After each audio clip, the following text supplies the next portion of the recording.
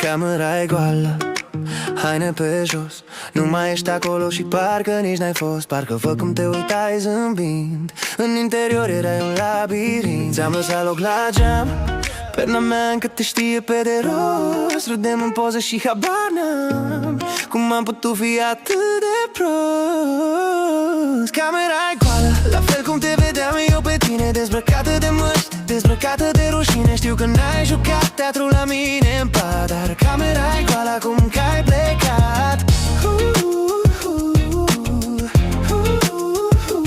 Camera e goală, la fel cum te vedeam eu pe tine. Ai uitat rujul pe pahar, îl țin ca dovadă că n-am visat.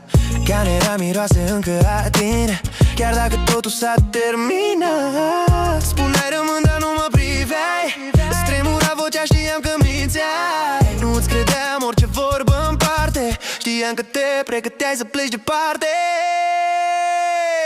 Camera e goală, la fel cum te vedeam eu pe tine, dezbrăcată de măști, dezbrăcată de rușine. Știu că n-ai jucat teatru la mine în pat, dar camera e goală acum că ai plecat.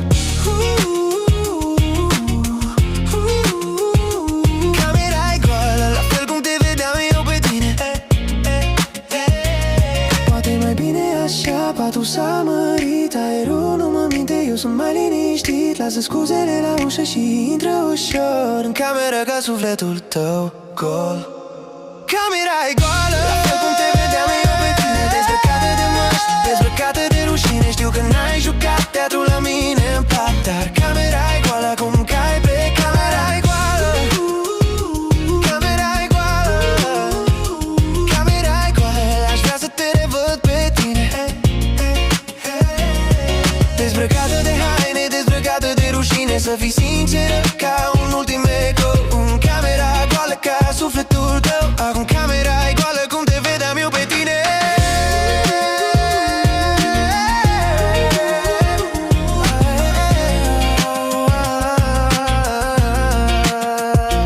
Camera e goală, acum camera e goală cum te vedeam eu pe tine.